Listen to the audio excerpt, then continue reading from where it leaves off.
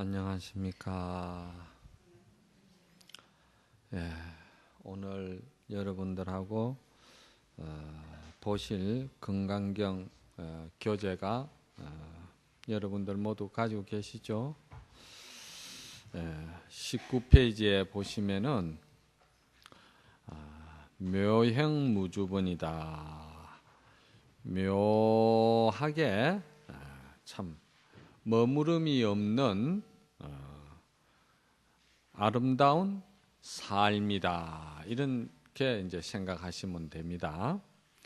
본문을 같이 한번 읽도록 합시다.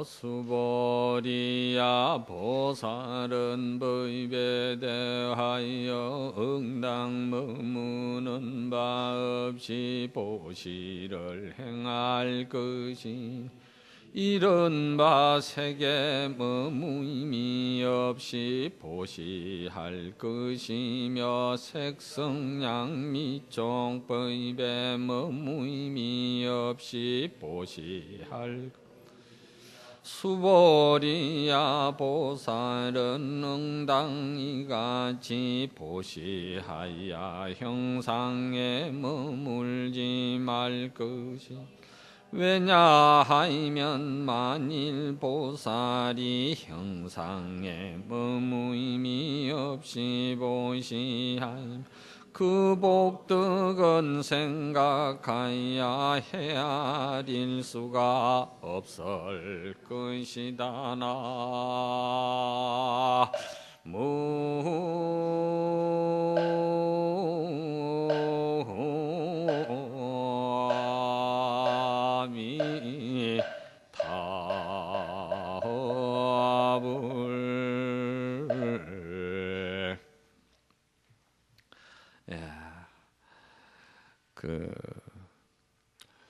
금강경 처음에 수보리 제자가 부처님이시여 부처님의 말씀을 저희들이 다 듣고 이해를 못하는 것은 아니나 법문을 항상 들어도 저희들이 잘못된 사견으로 인해 가지고 항상 그 욕심에 끈을 놓지 못하고 그 욕심으로 인해서 각자 자기 마음을 괴롭히고 있습니다. 그러니 그 마음을 어떻게 하면은 괴로운 마음을 항복받을 수가 있습니까? 그리고 그 항복받은 그 편안한 마음으로 평화스러운 마음으로 어떻게 인생을 기쁘게 살 수가 있겠습니까? 이렇게 이제 물었기 때문에 거기에 대해서 부처님이 모든 이 중생들이 상에 집착하지 말고 나눔을 베풀어라. 베풀어서 서로서로 나누어서 삶을 살아라. 이것이죠. 그래서 여기에 보면은 색에도 머물지 말고 소리에도 머물지 말고 향기에도 집착하지 말고 맛에나 촉감이나 그리고 내가 생각하는 그 중생의 탐진치르한 업에도 집착하지 말아라. 그리고 항상 조건이 없이 이유가 없이 생색내지 말고 남에게 사랑도 주고 인정도 주고 재물도 주고 그렇게 배려도 해주라 이런 뜻입니다. 그런데 참 우리가 부처님 법문을 항상 듣지만은 부처님 말씀대로 그 바른 정법을 우리가 들으면은 우리의 그 중생들의 본 자성, 그 본성은 항상 그 흐르는 물과 같이 우리 마음은 본래 자유롭다는 거죠. 물이라는 것이 항상 자유롭죠. 여기에 이 컵에 인연을 맞으면은 물이 둥근 모양을 하게 되고, 또 추운 기온과 찬 기온과 만나게 되면은 물은 또 눈이 되기도 하고, 그렇죠. 그래서 항상 그 물이라는 것은 인연을 만나도 자유롭게 항상 행한다는 것이죠. 대밭에 대나무가 아무리 이렇게 빽빽하게 들어있어도 물은 자유롭게 다 흘러간다는 것이죠. 그 왜 그러냐 하면은 물이라는 그 성품이 나라는 자만심과 나라는 그 자기 고집성과 나라는 그 아만심이 없이 자기를 계속 끝없이 낮추는 겸손한 자세를 하는 것이 물이 위에서 아래로 흘러가는 모습입니다. 그래서 물이 이제 자유로운 것이죠. 그래, 그 자유로운 물은 본래는 우리 자성과 같이 자성도 그렇게 항상 자유로운 겁니다. 그런데 이 자성이 이제 탐진치 그 삼독에 매해 가지고 욕심에 이제 집착이 돼 가지고 그 깨끗한 자성이 오염이 되어 버렸다 이 말입니다. 오염이 됐다는 것은 세상에 살아가는 이 여러 가지 물질과 인정과 이러한데 집착이 되어 가지고 자기 자신의 본성을 돌아보지 못하고 업에 끄달려서 산다 이 말입니다. 그래서 그 마치 무엇과도 같으냐 하면은 이 물이라는 것이 참 깨끗한 거 아닙니까? 일급수 물은 깨끗하죠. 그 일급수 물에 그냥 막 시골에서 그 축간에 돼지나 소구리에서 더러운 오염물이 이렇게 내려가다 보면은 그 물에 이제 오염이 됐다 이 말이야. 그래, 그 물에 오염이 된 상태에서 그 물이 얼어버리면은 그 얼음이 어떻게 됐습니까? 얼음도 역시 색깔이 오염된 색깔로 변해버립니다. 그러니까 물이 얼어버리는 것을 우리가 자성이 오염돼 가지고 더럽혀져서 굳어졌다 이렇게 보면 됩니다. 자성은 본래 맑고 깨끗한 일급수 물과 같은데 일급수 물은요 항상 어디로 가나 그 일급수 물의 그 본질은 변하지는 않는데 외부에서 이제 이렇게 더러운 물들이 들어와 가지고 오염돼 가지고 그것이 이제 탁해진 거거든. 탁해지면서 그것이 이제 얼어버려 가지고 굳어져 버렸다 이 말이야. 그리고 굳어진 상태에서는 자기가 자기 업을 벗어나기가 참 힘들어요. 그래서 항상 자기 방식대로 자기 습관대로 그 방식과 습관을 좀채로 벗어나기가 힘들어요. 그래서 그게 그냥 끄달려서 자기 그러한 습관대로 사는 거예요. 우리가 업이라 이렇게 이야기할 때는 그 업을 정의를 내릴 때는 뭐냐 하면은 모든 사물과 진리를 바로 보지 못하고 삿된 견해로 보는 사견과 그리고 그 삿된 사견으로 보면서 그냥 그것이 자기 식대로 방법을 하나로 그 행동을 굳히면서 거기에 이제 집착하면서 하나의 그 습관을 형성시킨다는 것이죠. 그래서 그 습관이 형성된 것이 사견과 습관이 형성된 것이 그게 이제 업이라 이렇게 이야기를 하는 거예요. 그래서 그 업의 본 바탕 자리는 뭡니까? 탐진치 삼독이다. 이렇게 이제 우리가 불경에서는 그렇게 이야기를 하죠. 그러면 탐진치라는 것이 무엇과도 같으냐 하면은 마치 그 탐진치의 가장 근본이 되는 것은 어리석임입니다. 무지하고 어리석다 이 말이야. 지혜가 없다 이 말이든. 무엇과도 같았냐면은 원숭이가 이렇게 밤에 호수를 이렇게 바라볼 때 호수에 달이 딱 떴어요.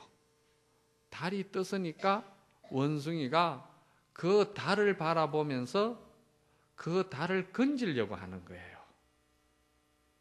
그 달을 건지려고 한다 이 말이요. 왜 건지려고 하느냐 하면은 이 탐진치의 속성이 항상 소유하고자 하는 자기 그 소유 심리가 바탕이 돼가 있어요. 그럼 우리가 산에도 이렇게 가면은 아름다운 돌들도 있고 아름다운 나무도 있고 참 좋은 것들이 많잖아. 그러면 그냥 두고 보면 되잖아요. 그렇죠?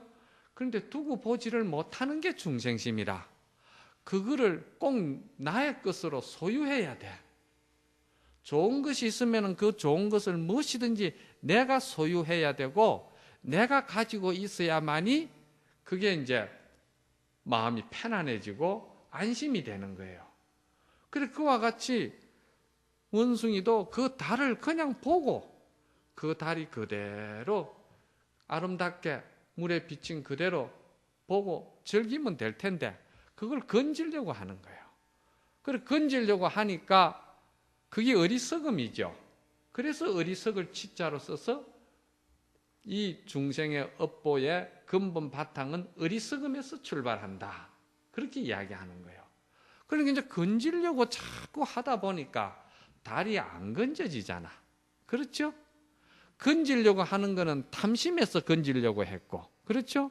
그러니까 어리석음과 탐욕심이 이렇게 또 하나로 업을 형성시켜 가지고 그놈의 걸 건지려고 자꾸 하니까 안 건져지니까 원숭이가 화가 나는 거야.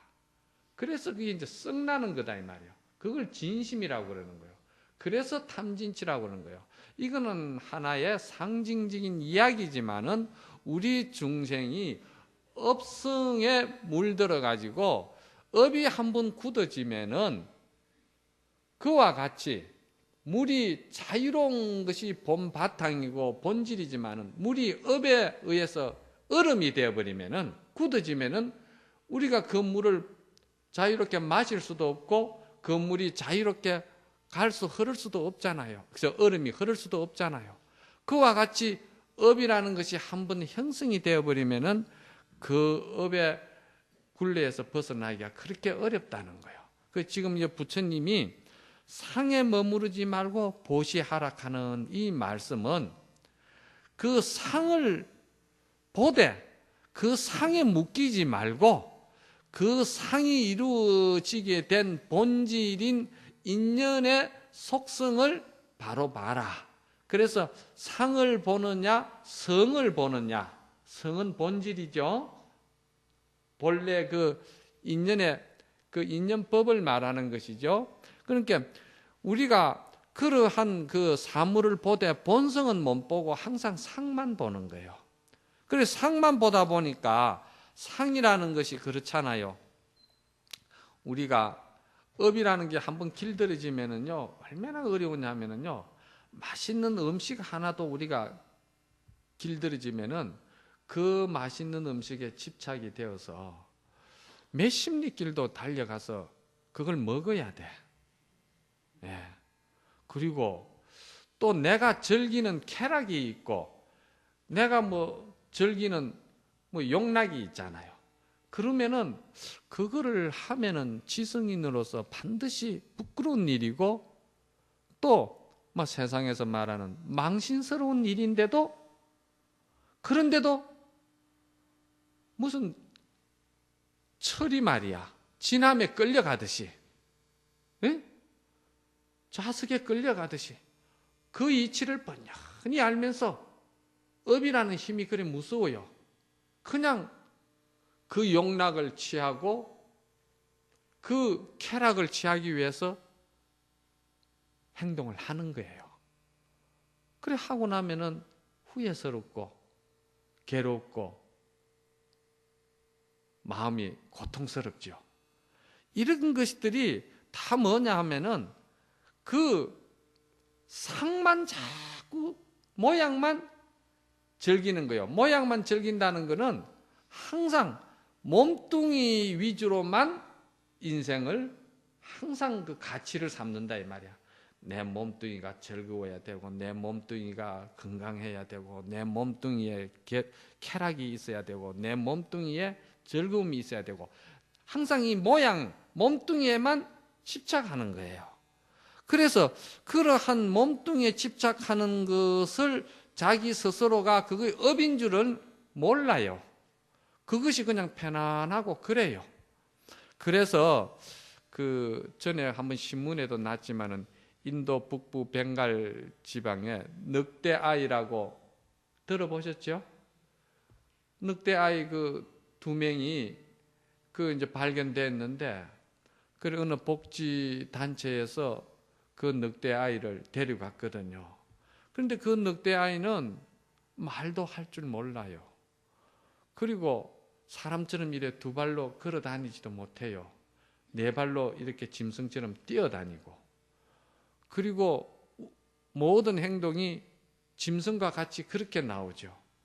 그래서 그 복지단체에서 그 아이를 데리고 가가지고 이 수저 하나 이래 바로 지게끔 만드는데도 1년이 걸리고, 또 이렇게 2발로 서게끔 걸어가게끔 만드는데도 그게 1년이 넘게 걸렸다는 거예요. 그리고 말을 가르치고 이렇게 하는데 이 아이가 굉장히 스트레스를 받는 거예요. 왜냐? 그 짐승과 같은 생활이 이미 섭이 되었고 업이 되었기 때문에, 중생은 자기가 익힌 섭과 업이라는 것이 그렇게 편안한 거예요. 편안하고 착각으로 인해서 그것이 그렇게 즐거운 거예요. 그리고 그것이 아주 나를 안락하게 해준다고 항상 생각하기 때문에, 그런데 그것을 이제 우리가 인간이 볼 때는 그렇게 해서는 안 된다. 그 네가 본래 청정한 그 인성의 본성을 바로 봐야 된다. 이렇게 해서 그거를 자꾸 이제 변화시키고 가르치는데, 그 변화되어 가는 과정에서 스트레스를 받는 거예요. 엄청난 스트레스를 받죠. 그래, 그 스트레스를 받음으로 인해 가지고 그 애가 그 둘 다 얼마 못 살고 결국은 죽었어요. 그렇지, 이 업이라는 것을 한번 이렇게 우리가 바꾸려면은 참 어려운 거예요. 그래서 이 업을 바꿀 수 있는 것은 반드시 진리를 많이 우리가 들어가지고, 그 업이라는 실체가 무엇에 의해서 이루어진 것이기 때문에 그 업은 우리가 버릴 수밖에 없는 것이고, 그 업에서는 벗어날 수밖에 없다는 그런 사실에 대해서 자기가 확실하게 이해가 가야 되는 거예요. 그 이해를 시키는 것이 뭐냐면은 그것이 바로 부처님의 이제 이래 우리가 가르침이랄까, 또는 뭐 사회적으로 말하면 심리학이랄까, 그렇잖아요. 마음 다스리는 컨트롤 방법이랄까, 이런 여러 가지 우리가 사회적으로 이런 그 정세를 봐서 심리학적으로도 다스리고 그러지 않습니까? 그렇듯이 그런 것보다는 가장 좋은 방법이 무슨 방법이냐 하면은 종교적으로, 신앙적으로 이렇게 해서 그 마음을 이제 편안하게 하는 겁니다. 우리가 요즘 말이죠, 신종플루가 굉장히 확산이 되고 위험하다고 그러지 않습니까? 그래서 지금 뭐 뉴스에도 35명인가 몇 명인가 신종플루에 의해서 이렇게 사람이 죽었다. 이래서 지금 상당히 이제 정부에서는 심각한 단계까지 경보를 지금 올렸다. 이런 이야기가 있거든요. 그런데 사실은 우리가 지금 이렇게 신종플루에 대해서 이렇게 심각하게 받아들이고 있지만은도 우리가 몰라서 그렇지 더 무서운 것이 있어요. 그게 뭐냐 하면은요, 업이라는데 우리가 한번 구속이 되어 가지고 자기 마음에 본래 밝은 성품, 쾌활한 성품, 긍정적인 성품, 그리고 편안하고 안락한 자기의 그 인성의 본질을 이해를 못하고 자기 어두운 소견에 의해 가지고 자기를 자꾸 학대하면서 자기를 자꾸 구속시키면서 일어나는 병이 있는데 그게 이제 우리가 소위 말하는 우울증이라는 겁니다. 우울증. 우울증이라는 것도 업에 우리가 얽매여 가지고 자꾸 어두운 쪽으로만 자꾸 자기를 구속시키고 좁혀 들어가기 때문에 우울증이라는 병이 생기는 거예요. 그런데 우울증으로 인해 가지고 한국에 죽는 사람들은 하루에 37명이 통계적으로 죽는다는 거예요. 그만큼 신종플루는 게임이 안 돼요. 그러니까 심리적으로 우리가 현대가 이렇게 물질적으로 굉장히 고도로 발달하면은 할수록 물질의 자꾸 그 형상에만 우리가 집착해가지고 쾌락과 향락과 그 몸뚱이의 어떤 즐거움만 쫓아 보니까 이 정신 세계는 점차적으로 우리 본질의 그 인성에 대해서는 멀어져 가면서 자기 자성을 잃어버리고 황폐해져서 결국은 우리 스스로가 자기 그 마음을 바로 볼 수 있는 그런 눈이 어두워져 버린 거예요. 이게 보통 심각한 게 아니죠.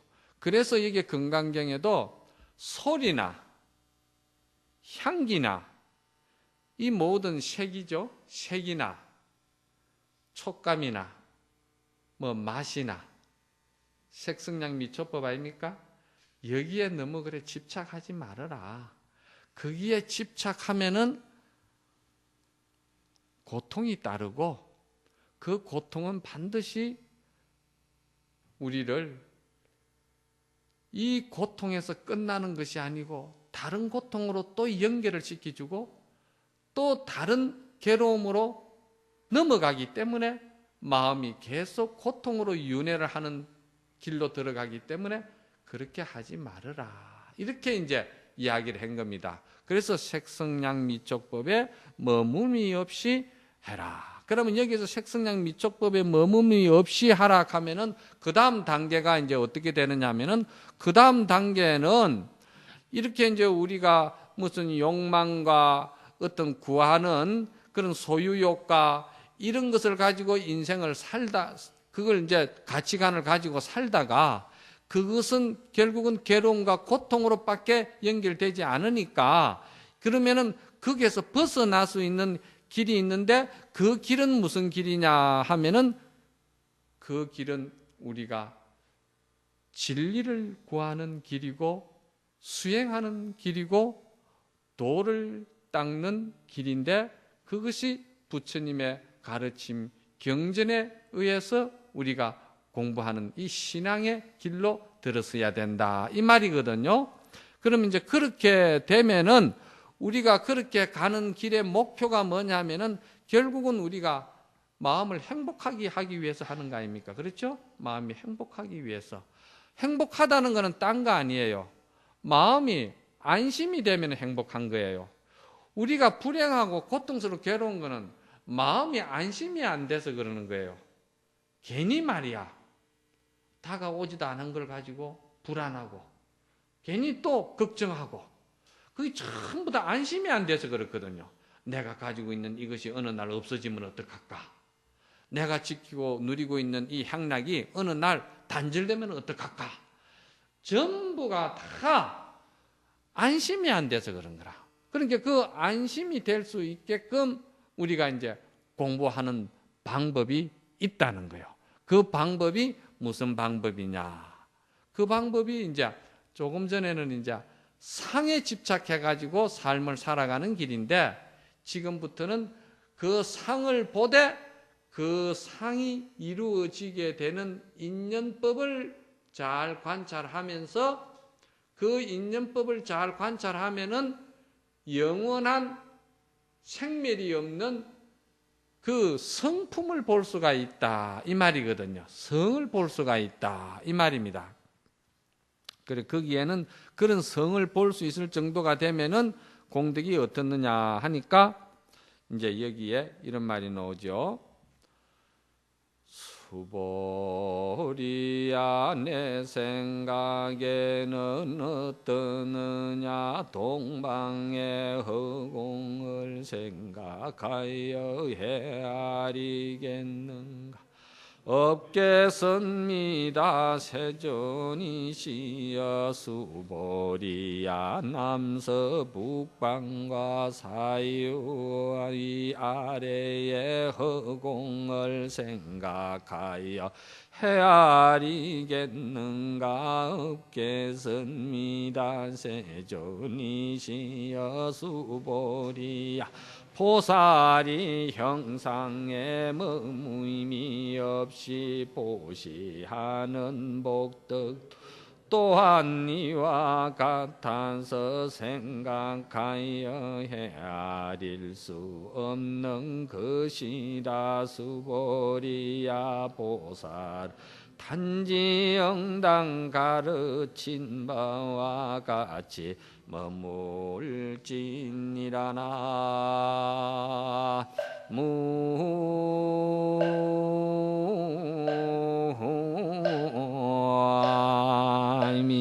무아미타. 자, 이제 형상에 집착하지 말고 그 형상에 머물지 말고 그 형상의 그 본성을 잘 봐라. 그런데 우리가 그 본성이라는 건 뭐냐면은 우리의 본래 이제 자성자리 깨끗한 청정한 우리의 그 본래 고향자리를 말하는 거죠. 그런데 그 고향자리에 들어가면은 어떤 영광이 있느냐, 어떤 행복이 있느냐 이기거든요. 중생은요. 괴로운 것이 무엇이 괴롭냐 하면은요. 항상 우리에게 가장 큰 괴로움이 나는 언젠가 죽는다는 데 대해서 그렇잖아요. 나에게 언젠가 죽음이 온다는 것에 대해서 괴로운 거예요. 이 육신이 언젠가는 한 줌의 흙이 되고 재가 되어서 흩어진다는 것에 대해서 불안한 거예요. 그리고 그러면은 그러한 불안은 반드시 우리가 원하는 것이 뭐냐면은 죽지 아니하고 영원토록 좀 살 수 있는 세계가 없는가? 이게 이제 우리의 가장 이제 문제가 되는 것이고 또 두 번째 이제 고통스러운 건 뭐냐 하면은 내 마음이라고 그러고 내 자성이라고 그러고 내 본 성품이라고 하는데 나 것인데 왜 내 마음대로 안 되느냐? 여기 이제 또 두 번째 고통인 거예요. 그래서 사람들이 보면은 와, 나는 하는 일마다 되는 일이 없어.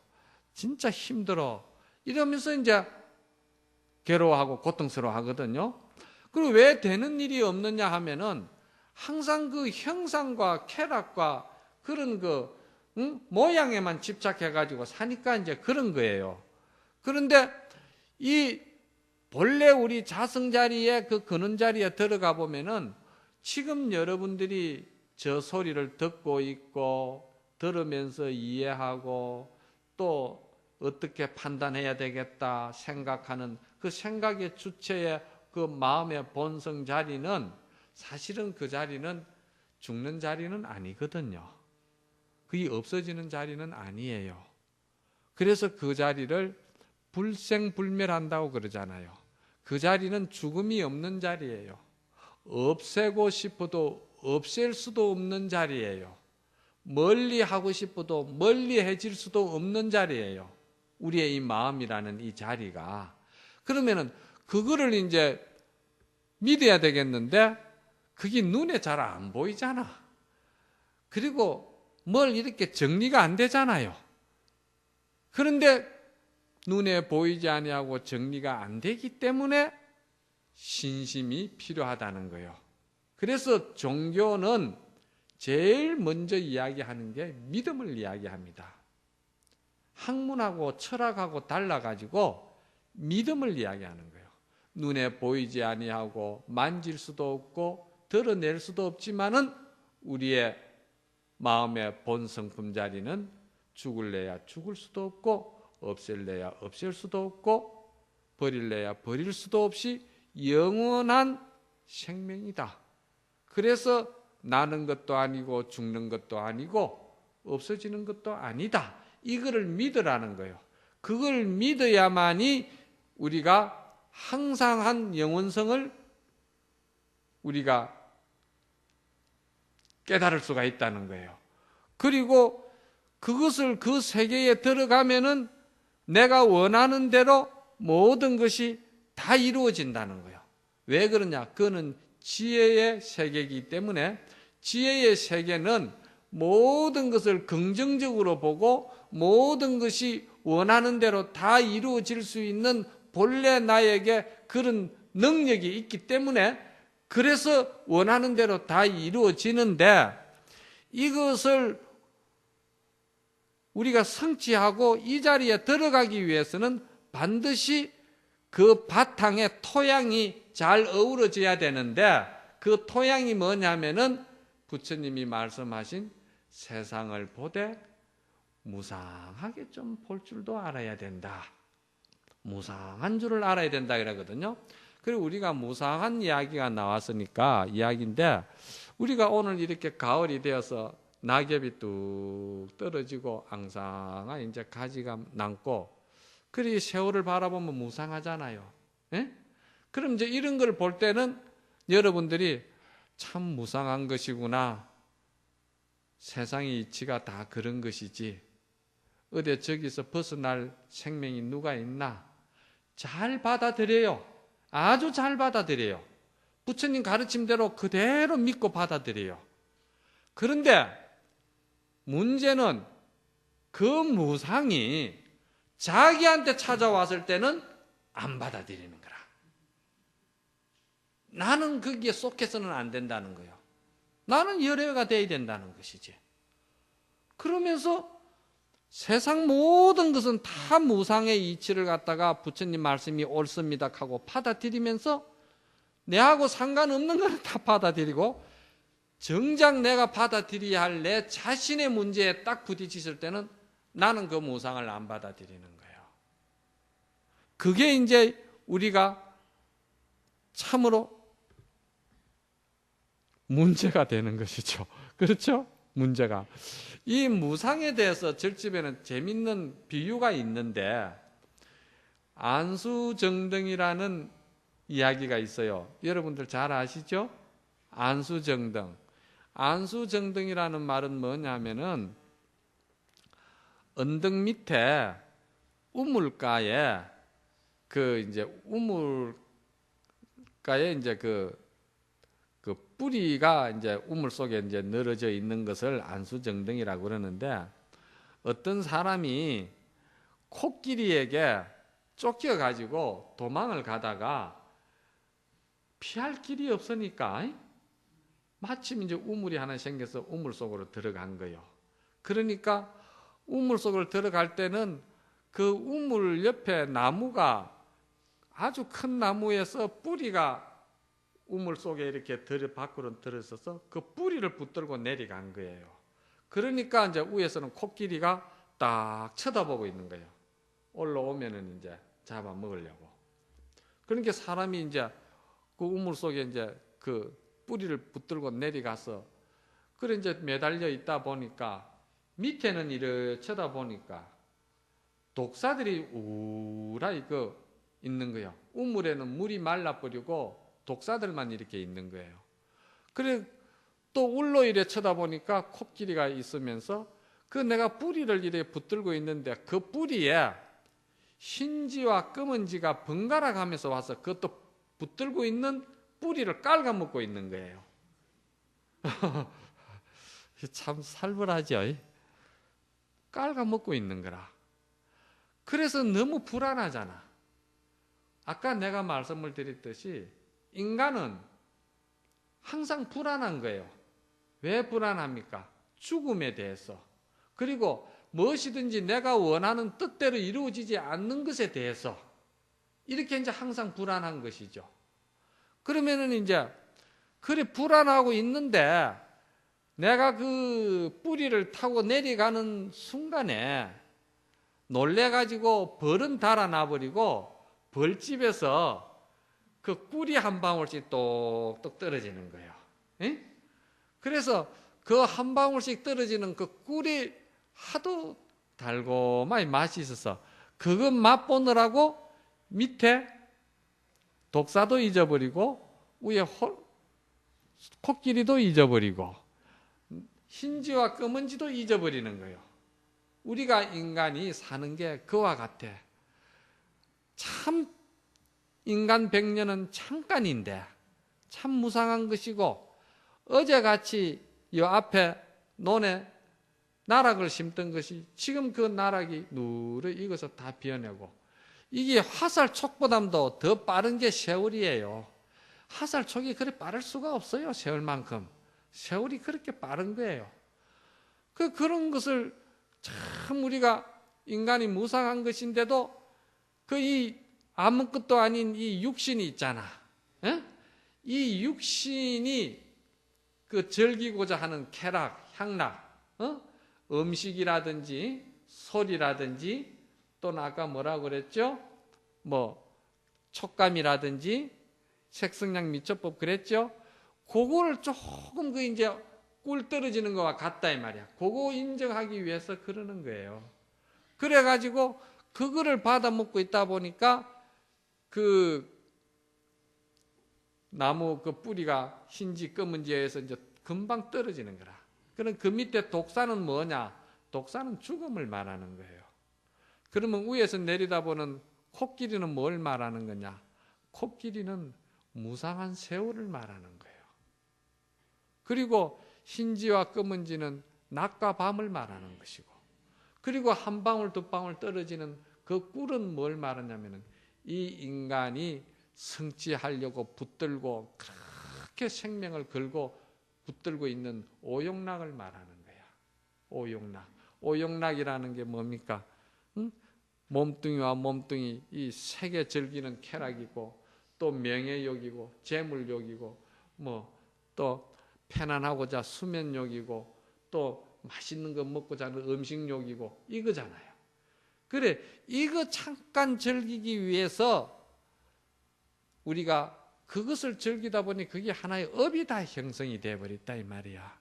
그런데 그 형성된 업을 우리가 이제는 벗어버려야 되기 때문에 이 법문이 그 부처님 제자인 그 빈두르 존자가 우타야나 그 왕에게 한 법문인데 안수정등이라고 유명한 법문입니다.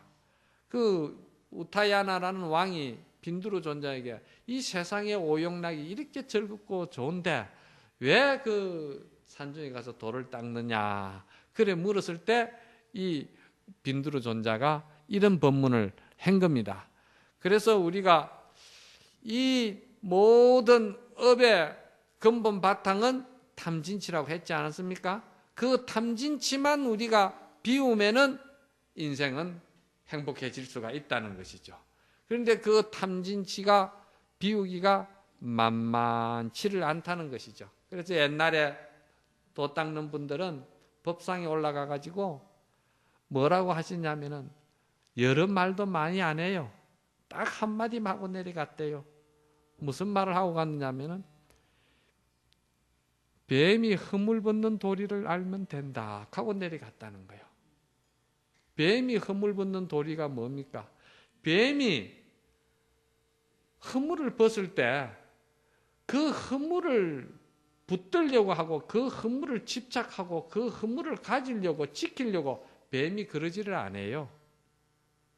우리가 이 오용락이라든지 이 업이라든지 이걸 붙들려고 자꾸 그렇게 집착하고 그러지 말라는 거예요. 뱀이 허물을 벗으면은 뒤도 안 돌아보고 아주 시원한 그 상쾌함을 느끼면서 가듯이 말이야. 그렇게 이제 가라는 것이지. 그런데 이 소리를 들어도 우리는 역시 돌아서면은 또 뭔가 욕심을 가져야 되고 소유해야 되고 자꾸 그렇게 되는 거예요. 그 옛날에 원숭이가 맛있는 콩을 주워가지고 양 주먹에 딱 쥐고 말이야. 그리고 편안하게 먹으려고 나무 위에 올라갔는데 나무 위에 탁 올라가서 보니까 이 내 손에 쥔 콩 한 톨이 삐끄덕해가지고 땅에 떨어져 있는 거라. 그 순간에 원숭이하고 막 눈이 이리 돌아가 버린 거야. 저걸 주워야 되는데, 저걸 가지러 가야 되는데.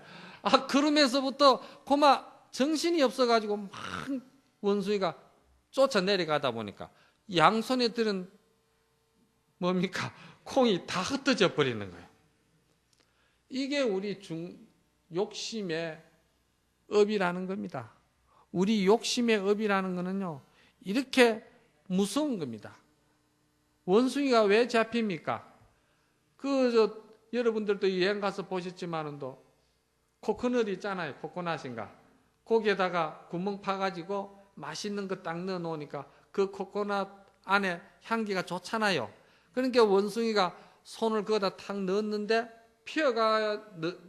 이렇게 주먹을 피해야 들어가게 돼 있어요. 주먹을 쥐면은 그 구멍을 못 빠져나오게 돼 있어요. 그러니까 그 맛있는 음식을 원숭이가 탁 쥐인 거예요. 쥐니까 못 빠져나오죠. 그 코코넛은 나무에 묶여져가 있어요. 그러니까 이거를 탁 쥐려고 하니까 이게 주먹이 피면은 그만 지가 살 길이 생기는데 뱀이 허물 벗듯이 그만 다 놔버리고 무상한 걸 알고 이렇게 해야 되는데 그거를 못하고 자꾸 쥐고 있는 거야. 쥐고 있으니까 이게 빠질 수가 없죠. 그 잡히는 거라. 그런 이야기들이 참 많아요. 그 이야기 하러 가면 내가 잘하죠. 또 저 먹고 여우가 그 이솝에 나오는 이야기인데 그 참 재밌는 이야기더라고. 여우가 그 포도밭에 들어가려고 딱 보니까 철조망이 이래 채지가 있거든. 그리고 그 포도밭에 들어가려고 하니까 지 몸뚱이가 굵어가지고 그 철조망을 통과를 못해. 그러니까 곰곰이 생각해 보니까 한 3일만 굶으면은 통과할 것 같거든. 그래서 그걸 들어가려고 탐욕이라는 게 이렇게 무서운 거예요. 그래서 그걸 3일을 굶는 거예요. 굶으니까 몸이 좀 빠지니까 그 철조망을 통과한 거예요.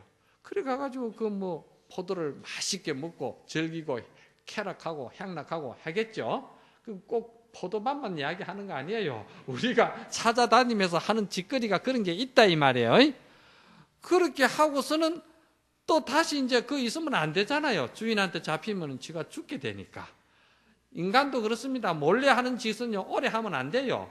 빨리 도망쳐 나와야 되는데, 그래 이제 나오려고 하니까, 이놈의 몸뚱이가 또 불어가지고, 거기를 못 나오잖아. 그러니까 할 수 없이 거기를 빠지려고 하니까, 또 3일을 굶어야 돼. 3일을 굶으니까 그게 나온다, 이 말이요. 이건 뭐냐면은, 인간이 공수래 공수건데, 이 탐욕 때문에 이래 어리석다 이 말이야.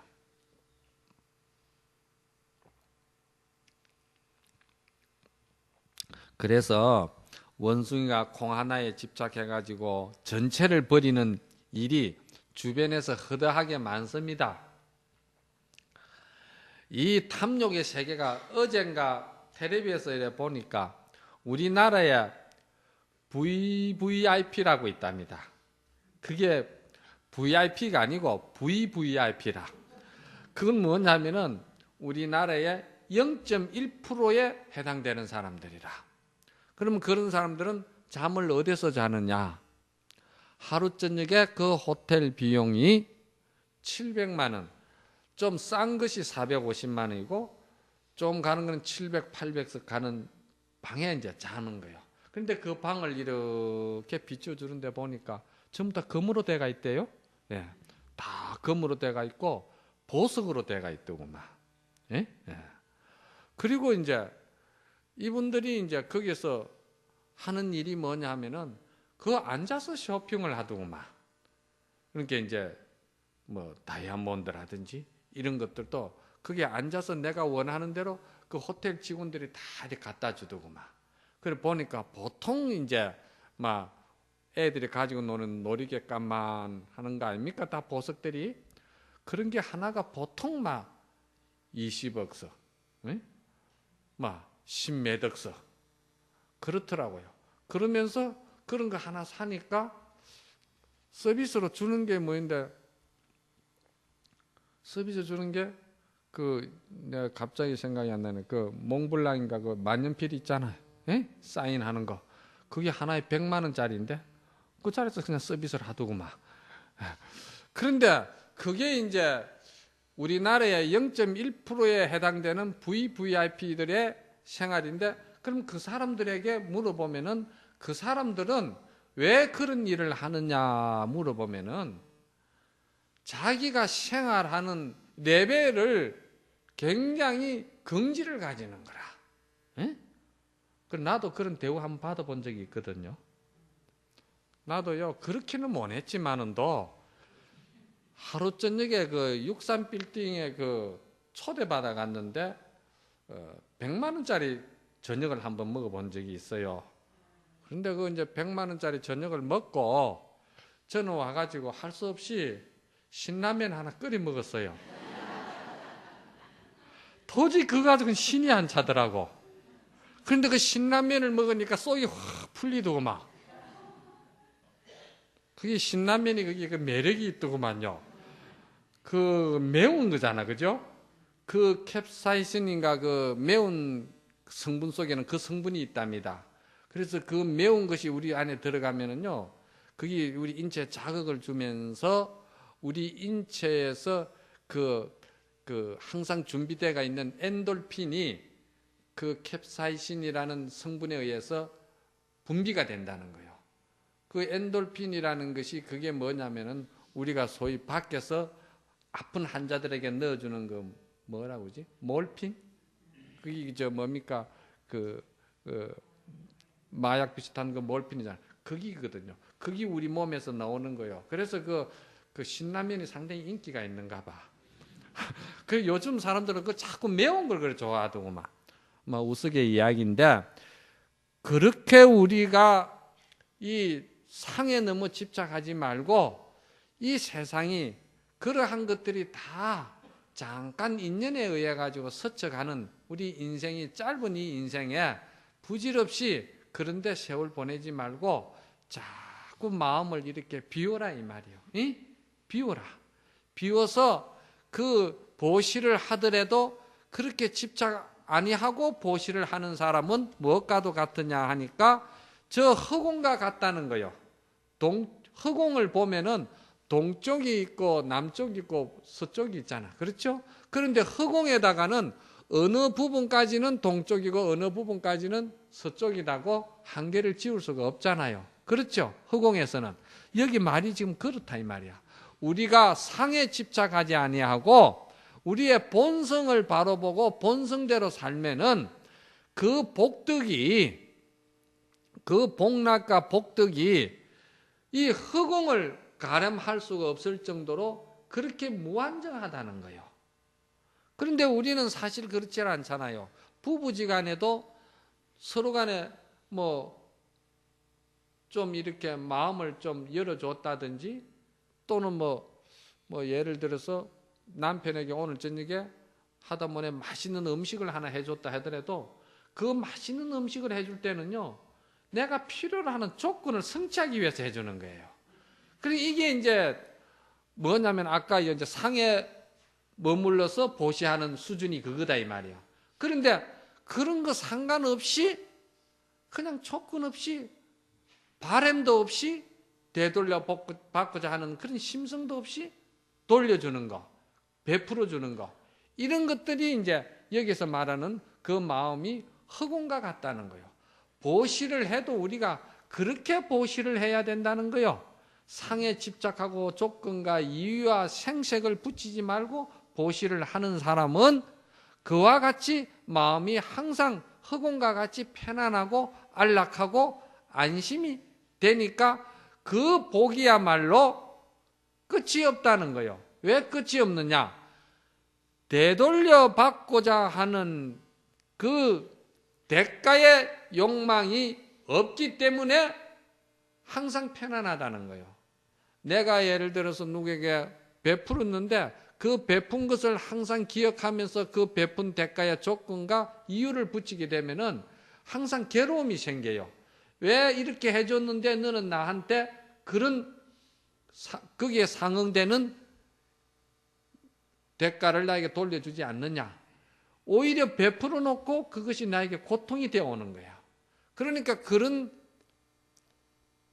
삶은 살지 말아라. 아무 조건 없이 해라는 거예요.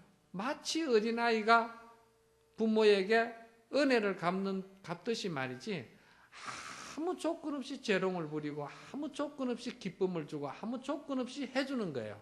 그리고 뭐 대가를 바라겠어요? 그렇듯이 부부 간에도 그렇고 가족 간에도 그렇고 이웃 간에도 그렇고 사회에 우리가 인연관계도 내 철학이 인성이 거기까지 우리가 좀 끌어올려야 된다. 거기까지 끌어올리려고 그러면은 생각이 항상 좀 긍정적으로 받아들이고 살아라. 긍정적으로 생각하는 거예요. 부부지간에도 가족간에도 긍정적으로 생각하면 싸울 일이 별로 없습니다. 자꾸 부정적으로 생각하니까 이유가 붙게 되고 자꾸 시비가 생기게 되는 것이죠. 이 마음이라는 것은 이런 공부를 건강경을 하다 보면 여러분들 마음이 지혜가 자꾸 정장되어 가지고 긍정적으로 생각할 수밖에 없어요. 옛날에 그런 말이 있잖아. 아들 두 사람을 뒀는데 하나는 집신 파는 아들이고 하나는 우산 파는 아들인데 마음이라는 것을 갖다가 부정적으로 두기 시작하면은 비가 오면은 집신 파는 아들 밥 굶을까봐 걱정이고 태양이 나면은 또 뭡니까? 비가 오면은 우산 파는 아들은 괜찮지만 집신 아들이 불행하고 또 태양이 나면은 또 우산 파는 아들이 걱정이 되잖아. 그러니까 마음이라는 것은 내 마음인데 긍정적으로 써야 된다 이 말이야. 그러면 비가 오면은 아이고 오늘은 우산 파는 아들만 생각하면 돼. 또 태양이 뜨면은 집신 파는 아들만 생각하면 되는 거예요. 그게 긍정적으로 보는 거예요. 우리가 마음을 그런 식으로 긍정적으로 볼 수 있는 업으로 우리가 행성이 되는 거예요. 성격이 그렇게 변하는 거예요. 그래서 그런 사람들은 보면은요, 참 성품이 밝아요. 성품이 밝더라고. 아주 성품이 밝고 무슨 이야기를 하면은 항상 긍정적이에요. 그리고 잘 될 것이라고 그래요. 걱정이 없어요. 이거를 이제 사회 심리학적으로는 긍정적인 기적의 힘이라 이렇게 이야기하거든요. 무엇이든지 긍정적으로 생각하면은 그 기적의 힘에 의해 가지고 다 이루어진다고 그러잖아요. 이게 이제 우리 종교적으로 말하면은 기도 힘이거든요. 우리가 기도를 한다고 할 때요. 기도를 하는 것은 반드시 원이 있어 가지고 원성취하기 위해서 기도를 하잖아요. 그렇잖아요? 그럼 그 원성취를 하기 위해서는 내가 원하는 바가 반드시 이루어져야 된다. 이루어질 수밖에 없다. 꼭 이것은 성취해야만이 된다는 확신을 가지고 우리가 기도를 하잖아요. 그러니까 그것이 반드시 이루어지거든요. 그런데 내가 기도를 하면서 이거는 이루어질 수 없다. 나는 이걸 해도 나에게는 그런 공덕이 없다. 이걸 한다고 해서 이것이 이루어지겠느냐. 이렇게 부정적으로 생각하면은 기도를 해도 그 기도가 이루어질 수가 없는 것과 같이 이게 이제 업의 문제라. 업이라는 것이 항상 긍정적이고 밝고 이렇게 우리가 지혜롭게 자기 마음을 컨트롤하면은 기도도 그렇게 되는 거예요. 그러니까 그렇게 되면은 항상 긍정적인 힘에 의해 가지고 모든 것이 내 마음이 항상 안심이 되고 성취가 되고 모든 것이 항상 만족하게 되니까 허공과 같이 허공에는 어떤 우리가 흔적을 남기고 싶어도 흔적을 남길 수가 없잖아요. 허공을 오염을 시키고 싶어도 허공에는 오염을 시킬 수가 없잖아요. 내 마음이 허공과 같아서 긍정적인 힘을 얻는 사람은 항상 그렇게 부정적이고 업의 흔적을 남기지 않는다는 거예요. 남길 수가 없다는 거예요. 그래서 긍정적인 힘이 그만큼 좋다는 겁니다. 그래서 그 공덕이 그와 같이 좋다는 거예요. 그래서 이렇게 이제 긍정적인 삶을 사는 사람들의 그 마음의 기쁨은요, 참 남을 위해서 배려해주고 남을 위해서 이렇게 사랑을 주고 헌신하고 희생하고 이러는 것들이 얼마나 기뻐하는지 몰라요. 옛날에 중국의 그 금강경에 아주 유명한 그 진리의 그 밝은 그 스님이 한 분 계시는데, 그 스님이 어떤 분이냐면은 그것도 덕산 스님이라고 이제 한 분이 계셨거든. 근데 그 덕산 스님이 사실 금강경에 참 밝은 분이에요. 덕산 스님이. 그래서 이제 그 덕산 스님이 많은 대중을 거느리고 이제 그 절을 운영하다가 그 밑에 법제자가 되는 그 이제 설봉 스님에게 이제 살림을 넘겨줬어. 그런데 그때 대중이 얼마냐면은 1,500명이 됐어. 대중이 1,500명 대중을 이제 먹고 살려고 하니까 덕산 스님은 참 도력이 높아가지고 수행력이 뛰어나서 그 지혜와 복덕이 수성해서 그만한 운영이 잘 됐는데, 설봉 스님은 주지를 맡고 나니까 모든 힘이 부족하니까 그게 잘 안 돼요. 대중을 그렇게 살게끔 이렇게 운영이 잘 안 된단 말이야. 그래서 그 설봉 스님이 원을 세우기를, 내가 복이 부족하구나, 깨끗한 청복을 내가 좀 지어야 되겠구나, 이렇게 이제 생각하고는 설봉 스님이 어떤 복을 지었느냐 하면은, 그 1,500명 대중들이 밥을 먹으려고 하면 쌀을 씻어야 되잖아요. 그 쌀을 아무리 곱게 잘 씻어도 이렇게 헹구다 보면은 쌀이 하수구에 들어가는 게 있다 이 말이야. 그래 그 하수구에 들어가는 쌀을 이제 받침을 해놔놓고 그거를 전부 다 건지는 거라.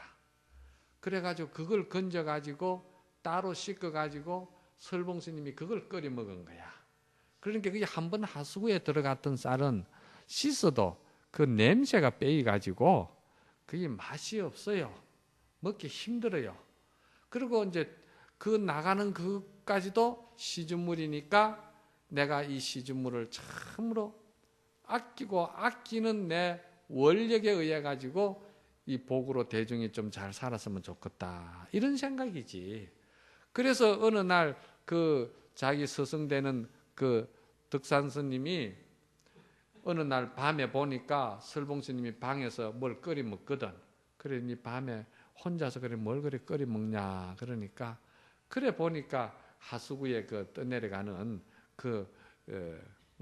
쌀을 가지고 그래 해먹는 거라. 그래 왜 이거를 니 혼자 이래 밤에 해먹느냐 그러니까, 내가 이거를 후원해서 또는 대중이 보는 앞에서 묵으면은 대중들이 얼마나 부담을 느끼겠습니까?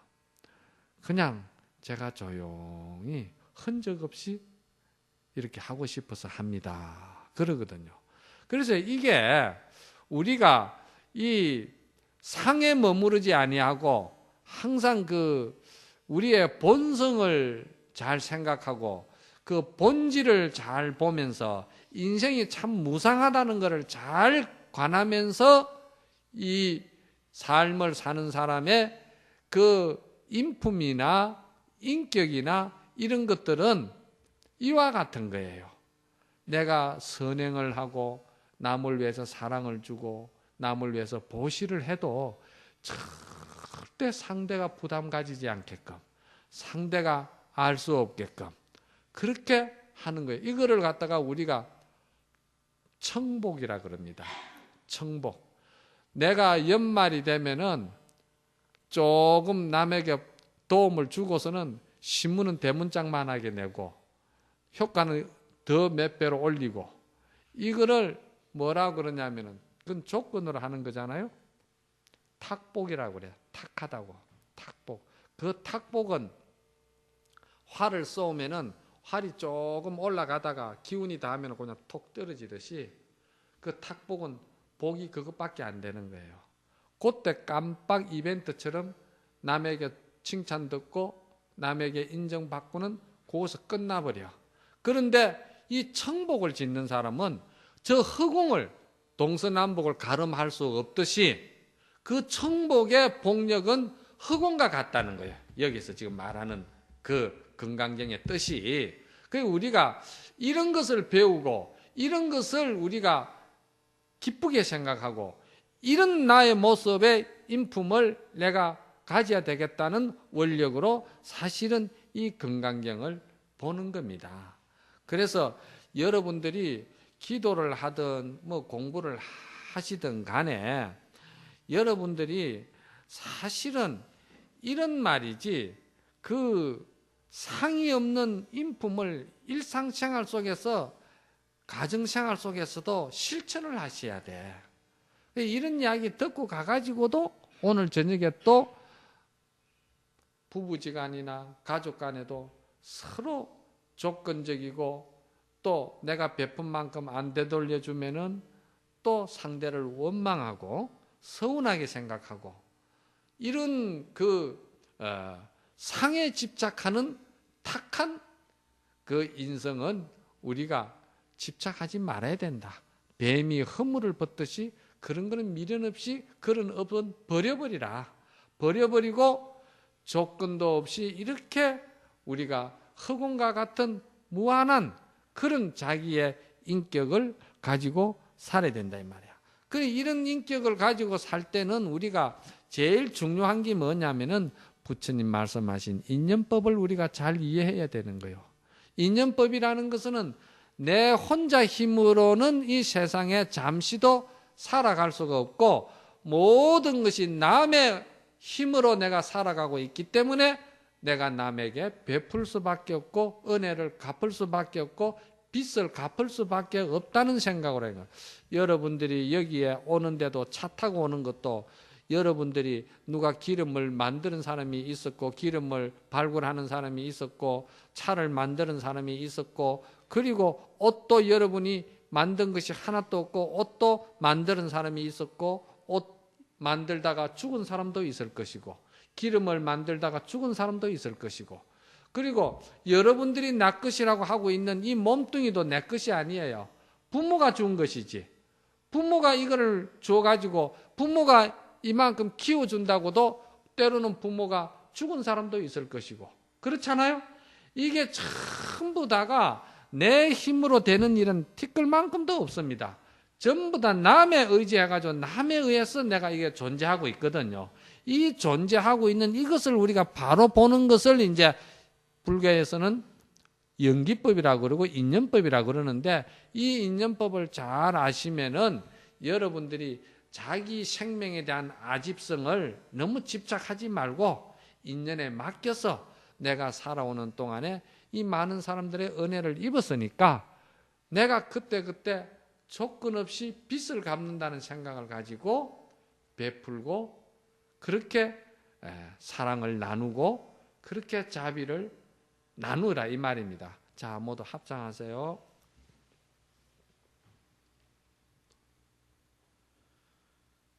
인명의 여정강이라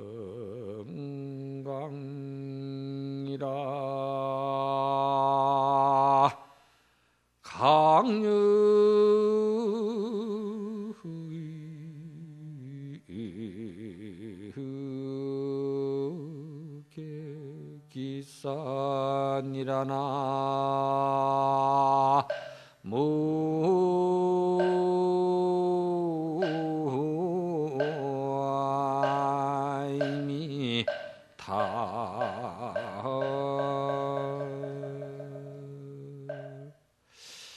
사람의 인명은 마치 번갯불과 같이 잠깐 지나가는 것이다.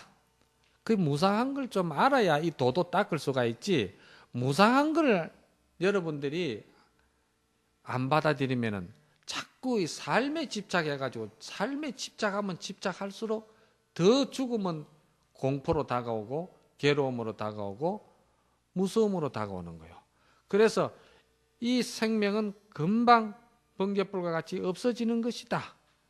결국은 내가 쏟고 있는 이 모든 에너지는 어디로 결국은 돌아가느냐? 죽음으로 돌아간다. 이거를 여러분들이 아시고는 그러면 어떻게 해야 되느냐? 지금 이 순간에 지금 뒤로 미루지도 말고 뒤로 약속하지도 말고 지금 사랑을 주라는 거예요.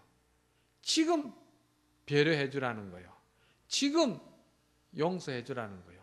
지금 상대를 기쁘게 해주고 지금 상대에게 감사하게 생각하라는 거예요. 오로지 부처님은 지금을 이야기를 했어요. 지금 해라는 것이죠. 왜?